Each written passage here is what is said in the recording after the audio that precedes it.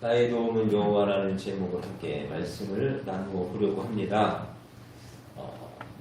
우리가 의지할 만한 사람이 옆에 있다는 것은, 대상이 있다는 것은 참으로 다양한 일이죠.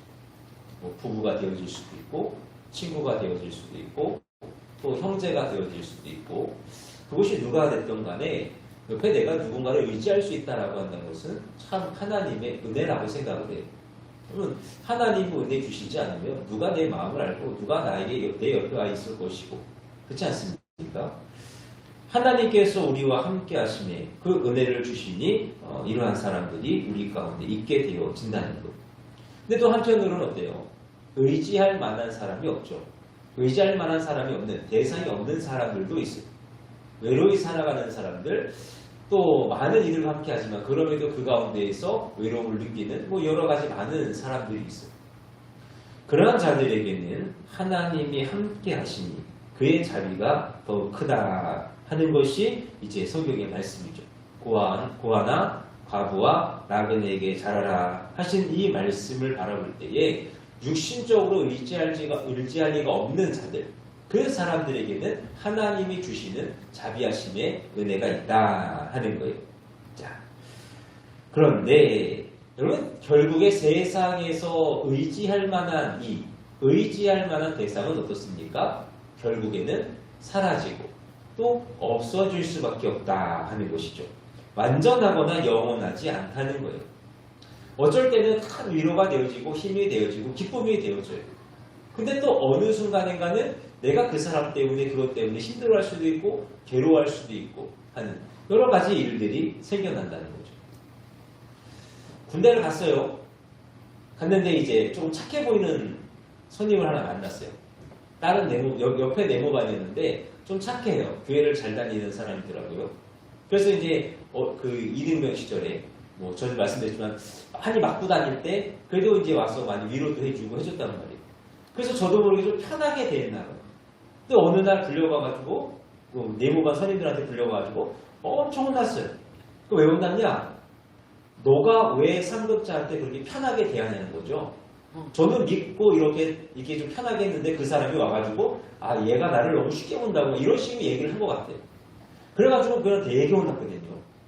그래서 혼나면서 이거야말로 뒤통수를 맞는 거구나 하는 그런 생각이 딱 들죠. 그런 것 같아요. 또 어쩔 수 없는 경우들도 있습니다. 부모와 자식 간의 관계죠. 여러분들 부모님들이 다 계시잖아요. 부모님을 바라볼 때 어떤 마음이세요? 늘 의지할 만하고 늘 나에게 힘이 되어줄 것 같고. 근데요, 막상 자라고 나니까 제가 이제 어른이 되고 나니까 이제는 조금 뭔가 달라. 물론 여전히 마음 가운데 의지할 수 있지만 삶적으로나 육신적으로나 이제는 의지할 만한 대상이 아니라 이제는 오히려 도와드려야 하는 어떤 그러한 대상이 되어져. 그러니까 세상에 있는 것들은 그렇다는 거예요. 완전하지도 않고 영원하지도 않고 늘 변할 수 있고 늘 우리에게 다른 결과를 가져다 줄 수 있는 것이 세상에서 의지할 만한 것이다라는 것이죠. 그렇기 때문에 우리는 결국 누구를 의지해야 됩니까? 하나님을 의지해야죠. 여러분, 날마다 하나님만을 의지하는 우리가 되기를 원합니다. 자, 그러면 하나님을 의지하기 위하여서 우리가 어떤 것들을 조심해야 될까? 세상에 있는 것들을 바라보면서 무엇을 우리가 조심하고 그것을 의지의 대상으로 삼지 말아야 되는가 하는 겁니다. 첫째로 자기 명철을 의지하지 말라라고 말씀해요. 잠언 3장의 말씀입니다. 너는 마음을 다하여 여호와를 신뢰하고 내 명철을 의지하지 말라. 너는 범사의 그를 인정하라. 그리하면 내 길을 지도하시리라. 세상을 살아가는 데 가장 필요한 것이 무엇일까? 라고 할 때에 누구라도 이야기할 수 있는 것, 바로 이 명철이죠. 지혜와 지식과 경험적인 것들. 살아가는 데 너무나도 필요하지 않습니까? 이미 내가 가지고 태어난 것은 언제부터 없어질 수 있지만 내 안에 있는 지식과 지혜 또 경험들은요, 이거는 그 누구와도 바꿀 수 없는 가장 소중한 거예요. 이것이야말로 우리가 바라보고 또 의지할 만한 것이다 라고 이렇게 이야기할 수 있다는 거죠. 그리고 탈무드라는 책 아시죠? 지혜의 책이라고 그러잖아요. 그 내용을 보시면 참 지혜로운 얘기들이 많아요. 그 가운데 어떤 얘기가 있냐면 활을 쏠 때에 두 발 화살을 가지지 말라는 거예요. 왜 그러냐? 두 발이 있으면 두 번째 게 있기 때문에 첫 번째 화살에다가 내 모든 정신을 집중할 수가 없다는 거죠. 그럼 어떠세요? 맞는 것 같지 않습니까? 내 뒤에 뭐가 있으면, 보장되어지는 게 있으면, 안전장치가 있으면 첫 번째 거에 내가 온 힘을 쏟을 수가 없다는 거예요. 그러니까 그 첫 번째 거는 실패하기가 쉽다는 거죠. 이런 어떠한 지혜의 것들, 명철의 것들이 우리가 의지하는 어떠한 그러한 가운데에 하나라는 거죠. 근데 성경은 말씀하는 거예요. 명철을 의지하지 말라. 왜 그러냐? 사람의 명철은요, 그것은 언젠가는 잘못되어질 수도 있고 또 착각이 되어질 수도 있기 때문입니다. 제가 이제 고등학생쯤 됐을 때 이렇게 거울을 보는데 그러고 이제 어느 날 그런 경험도 있지 않으세요? 왠지 거울 속에 비치는 모습이 조금 괜찮아 보여요. 죄송해요. 근데 왠지 그럴 때가 있어요. 없다고 하지는 않으시잖아요. 그죠? 그럴 때가 있어요. 그래서 거울 보면서 좀 괜찮네 하면서 좀 머리도 만져보고 이러고 있는데 어머니가 뒤에서 쓱 지나가시면서 너 뭐가 좋다고 이렇게 웃고 있냐? 딱 한마디 하시는 거예요. 저는 괜찮게 보일지 모르겠지만 어머니가 바라보셨을 때는 그냥 이상한 짓 하고 있는 것밖에 안 돼요. 여러분, 누가 착각했어요? 제가 착각한 거예요. 제가 잘못 생각한 거예요.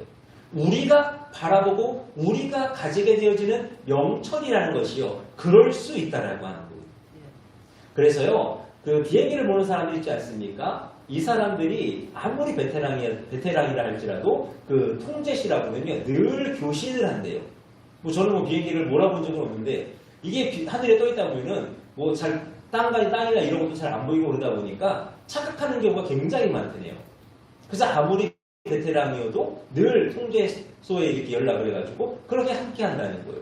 안 그러면 분명히 다른 길로 빠질 수가 있기 때문에 그렇다는 거예요. 여러분, 우리의 인생도 그와 같죠. 우리의 인생도 그렇게 착각 속에 빠질 수가 있다는 거예요. 내가 아무리 옳다라고 생각을 하고 아무리 바르다라고 생각을 하고 열심히 걸어가도요. 어느 순간인가 좌로 흔들릴 수 있고 우로 흔들릴 수 있고 지그재그의 삶을 살아가고 있는 것이 우리의 모습이라는 것이죠. 사도행전 27장의 말씀에 보면은 사도 바울이 이제 로마로 앞선되어 갑니다. 근데요, 하나님께서 사울에게 은혜를 주셨잖아요. 예수님이 은혜를 주셔가지고 이제 큰 풍랑을 만날 것을 알았어요. 그래서 뭐라고 그러니까 백부장한테 지금 가면 우리의 재산뿐만 아니라 우리의 생명까지라도 위험할 수 있으니 우리가 좀 쉬었다 가자. 근데 이 백부장이요, 선장과 선주한테 물어보는 거죠. 그랬더니 그들은요, 괜찮다. 지금 이 시기에는 뭐 강풍이나 이런 게 없다. 근데 백부장이 누구의 말을 듣습니까? 선주와 선장의 말을 듣는 거예요. 그래서 출항을 하죠. 그래서 유라굴로라는 광풍을 만나서 난파하게 되어지는 어떤 그런 결과를 맞았다는 거예요. 사람이 가지고 있는 명철이라는 것은 이만큼 한계가 있다는 거예요. 그렇기 때문에 가장 지혜로운 사람은 어떤 사람이냐? 내가 가지고 있는 명철이 헛되다라고 인정하고 하나님을 의지하는 자가 되어져야 한다는 거예요.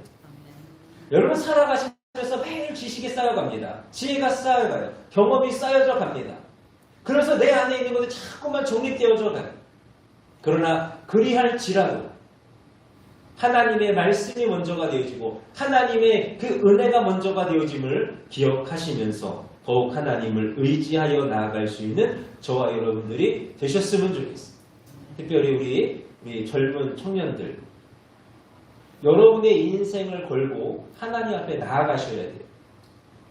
하나님을 붙잡고 나아가야지 지금 가는 그 길이 잘못되지 않습니다. 아멘이시죠? 네. 바라기는 우리 모두가 그와 같이 하나님의 은혜 안에, 하나님을 의지하는 가운데 은혜 안에 살아갈 수 있기를 바랍니다. 두 번째로, 성경은 군대를 의지하지 말라고 말씀합니다. 시편 33편 16절입니다. 많은 군대로 구원 얻은 왕이 없으며 용사가 힘이 커도 스스로 구하지 못하는도다. 여기서 군대라고 이야기하는 것, 용사라고 이야기하는 것, 결국엔 힘이에요. 그리고 능력입니다. 내가 가지고 있는 것, 나의 힘과 능력을 의지하지 말라는 것. 그럼 그것이 있어도요, 우리를 구하지 못한다라는 그런 말씀이죠. 우리 가운데 어려운 일이 생겨요. 생길 수 있습니다. 그것이 뭐 개인적인 것이든 나라적인 것이든 분명히 어려운 일이 생길 수 있어요. 그럴 때 우리가 해야 될 일은 무엇이냐? 늘 하나님께 기도하는 것. 하나님을 의지하여 간구하여 나가는 것이죠. 그럴 때 하나님의 도우심의 역사가 있어요. 근데 사람들이요. 당장 내 앞에 어려운 일이 생기고 무슨 일이 벌어지면 내 힘을 의지하려 하고 내 능력을 의지하여 한다는 거예요. 자, 근데 이걸 누가 기뻐하지 않으실까요? 하나님이 기뻐하지 아니하십니다. 여러분, 하나님이 기뻐하지 않으시는 거는요, 그냥 지나가시는 게 아니에요. 하나님은 분명하게 매를 드십니다. 뭐 오전에도 말씀드렸잖아요. 거룩한 나라를 위해서 가난을 매로 드셨듯이 하나님은 채찍을 들으시는 거예요. 그럼 다윗을 한번 생각해 보세요. 다윗이 하나님을 많이 의지하지 않았습니까? 그래서 하나님은 그와 늘 함께하여 주시면서 그에게 대로를 열어주셨어요. 근데 어느 날 사단이 그의 마음 가운데 들어가서 그를 유혹하는 거예요. 그래서 야, 내가 가지고 있는 힘이 얼마큼 되어질까? 군대를 계수하기 시작합니다. 베냐민 지파, 또 레위 지파를 뺀 나머지 그 지파들 중에서 칼을 뺄 수 있는 자, 싸울 수 있는 자가 147만 명입니다. 지금 제가 군대 있을 때만 해도 50만 군대 얘기했거든요. 그렇죠? 우리나라를 지키는데 50만 군대였어요. 그럼 147만이라고 하는 것은 그 옛날에는 인구수도 우리보다 많지 않잖아요. 그럼에도 불구하고 147만이라는 것은 굉장히 많은 수예요. 아직 그래도 실감이 잘 안 나시죠? 어쨌든 많은 수예요. 근데 그 일을 바라보시면서 하나님이요 마음 가운데에 서운하신 거예요. 마음이 아프신 거예요. 나를 날마다 의지하고 늘 나에게 도움을 구했으면 좋겠는데 갑자기 자신의 힘을 의지하려 하니 하나님 채찍을 들지 않으시겠습니까? 말씀하시잖아요. 너 3년 동안 기근에 시달릴래? 3달 동안 대적에게 쫓겨나는데 아니면 3일 동안 질병으로 고생할래? 나는 어떠한 선택지를 주시는 거예요.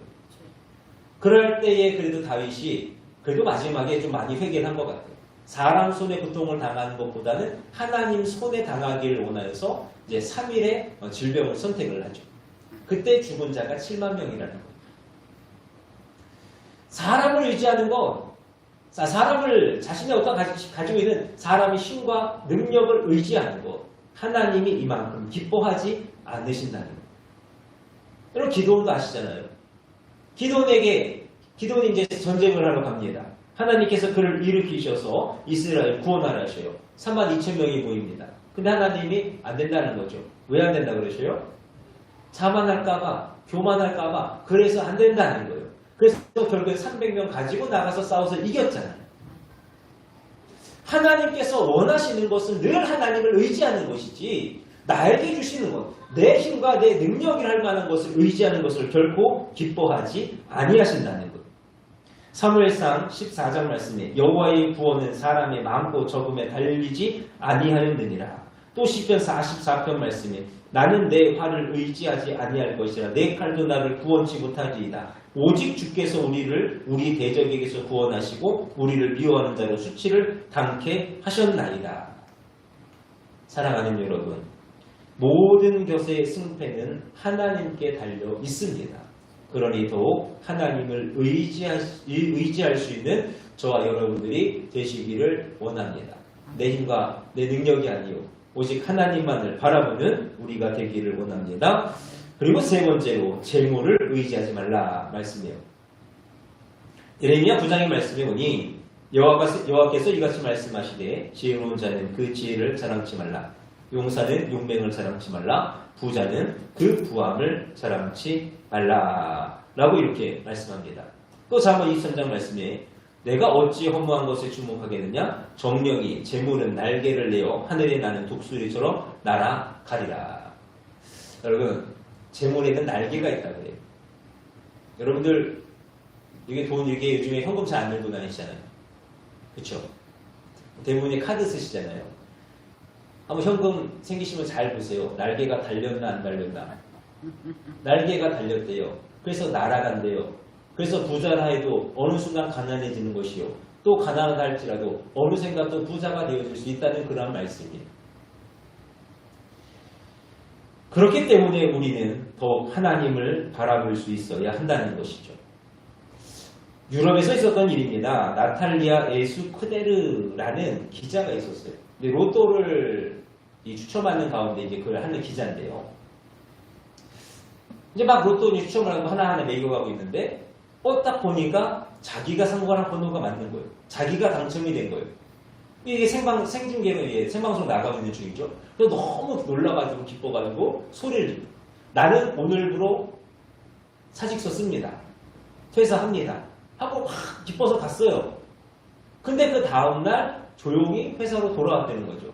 왜 그런가? 어떻게 맞은 건지는 모르겠는데 그 로또가요. 로또 당첨 금액이 우리나라 돈으로 644만 원밖에 안 됐대요. 그러니 그거 가지고 퇴사하면 될까요? 안 될까요? 안 되죠. 돈이라는 것이 내 안에 막 생기는 것 같아서 좋았는데 어느 순간 다시 보니까 그것이 별것 아닌 것처럼 되어지는 것. 돈을 의지하면 돈은 날아간다는 거예요. 그러나 여러분, 하나님을 의지하면 하나님이 물질을 책임져 주실 줄로 믿습니다.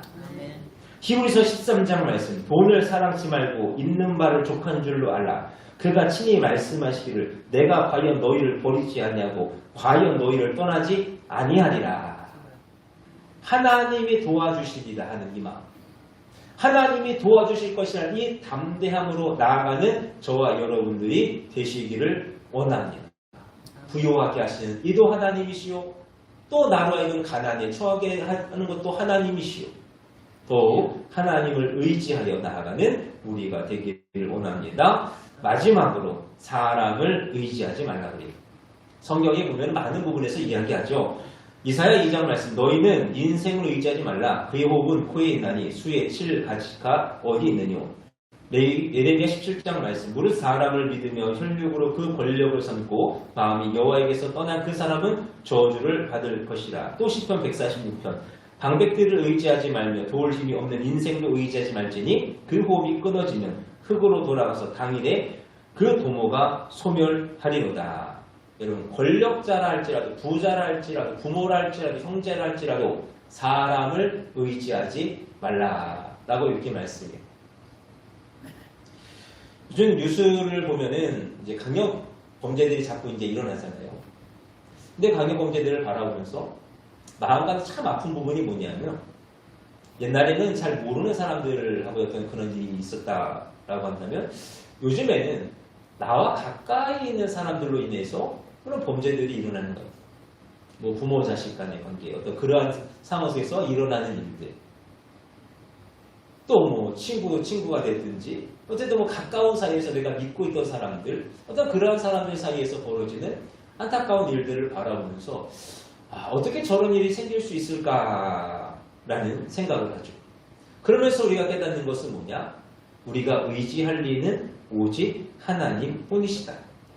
자, 여러분 보세요. 예수님이 이 땅에 오셔서 공생의 기간을 거치셨습니다. 그래서 많은 관계를 맺으셨어요. 그렇죠? 뭐 부모와 자식 간의 관계도 맺으셨어요. 스승과 제자의 관계도 있죠. 또 목자와 양의 관계도 맺으셨어요. 수많은 사람들이 주님을 따랐고 또 수많은 사람들과 함께 했어요. 그 중에는 정말로 주님을 사랑한다, 내가 주님의 생명 다한다 라고 하며 나아갔던 사람들도 있어요. 물론 주님께서는요, 그 모든 사람들을 사랑하셨죠. 그 모든 자들을 불쌍히 여기시고 긍휼히 여기시고 그들에게 자비와 은혜를 베풀어 주셨어요. 그런데 성경의 말씀을 보니 주님께서 그들을 사랑하셨지 그들을 믿지는 않으셨다라고 하는 거죠. 옛날 수도사들이 하던 이야기가 있어요. 이제 그들이 하는 명언들이 많잖아요. 근데 그 가운데 빠지지 않는 게 그거예요. 사람은 사랑할 대상이지 신뢰의 대상은 아니라고 하는 거예요. 여러분, 성경도 보세요. 사랑하라. 내 이웃을 사랑하고 내 옆에 있는 사람을 사랑하고 사랑하라는 이야기를 많이 해요. 근데 내 옆에 있는 사람을 믿어라 라고 이야기합니까? 믿으라고는 말씀하지 않으세요. 사랑해 주라라고 말씀하시죠. 여러분, 인생이라는 것은 그렇다는 거죠. 사람이라고 하는 것은 그렇다는 거예요. 다윗이 그러한 경험을 합니다. 가장 사랑하는 아들 압살롬의 간역을 일으켜요. 나 죽이겠다고 쫓아오는 거예요. 근데 쫓아오는 무리들에게 또 누가 있습니까? 자기와 함께 동고동락했던 신하들, 또 그를 환영하고 지지했던 어떤 백성들. 그들이 나 죽이겠다고 자신을 죽이겠다고 확 쫓아오고 있는 것을 보잖아요. 그럴 때 다윗의 마음이 어떠했을까? 그래서 다윗이 이런 고백을 해요. 나의 영혼아 오직 하나님만 바라라. 무릇 나의 소망이 그로부터 나오는지라. 하나의 이야기를 조금 더 하고 마치려고 합니다. 사랑할 때와 죽을 때라는 영화가 있어요. 한 사병이 휴가를 얻어서 옵니다. 근데 저는 소식을 듣지 못했는데 딱 집에 갔더니 집이 폭격을 맞아가지고 완전히 부서진 거예요. 내 사랑하는 가족들이 어떻게 됐는지도 알 수가 없는 상태가 되어졌어요. 몇 날 며칠을 슬퍼하다가 그가 평소에 잘 따르던 그 스승을 향하여 찾아갑니다. 풀만이라는 교수를 향하여서 가요. 그래서 이야기합니다. 교수님, 아직도 우리가 믿을 만한 그 무엇이 남아있습니까? 그때 그 교수가 하는 이야기는 아무렴 남아있고 말고. 그럼 그것이 무엇입니까? 그것은 하나님이지. 교수님, 아직도 신을 믿으십니까? 라는 그 질문에 교수가 이렇게 대답했다 그래요. 이러한 위기와 부조리에 처해 있기 때문에 더 믿는다니. 사랑하는 여러분, 힘들고 어려울수록 더욱 하나님만을 의지하시기를 원합니다. 특히 사람으로 인하여서 힘들어하고 괴로워하지 마시고 더욱 하나님 바라보시고 하나님 의지하셔서 나와 늘 함께 하시고 나를 버리지 아니하시고 또 변하지도 아니하시는 그 하나님의 은혜 안에서 살아갈 수 있는 저와 여러분들이 되실 수 있기를 주님의 이름으로 축원합니다. 말씀을 정리합니다. 여러분의 삶의 모습이 지금 어떠합니까? 어떠하시든 간에 결코 세상 의지하지 않으시기를 원합니다. 하나님만을 의지하십시오. 늘 이야기합니다. 늘 말씀드립니다. 하나님만을 바라보고 하나님만을 의지하여 살아가는 우리가 되기를 원합니다. 자기의 명철도 아니요 군대도 아니요 재물도 아니요 사람도 아닌 하나님을 의지하여서 하나님의 크신 도움을 받는 우리 모두가 되기를 주님의 이름으로 축원합니다. 기도하겠습니다.